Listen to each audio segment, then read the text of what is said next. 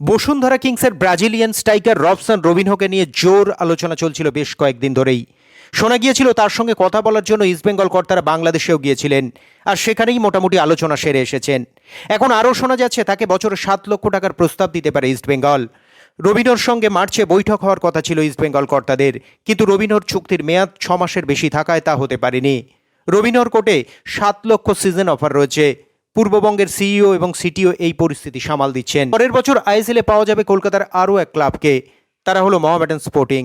সাদা কালো ক্লাবও তো দল গড়ার প্রস্তুতি নিচ্ছে। শোনা যাচ্ছে তারা নাকি প্রস্তাব দিয়েছে রয় কৃষ্ণাকে।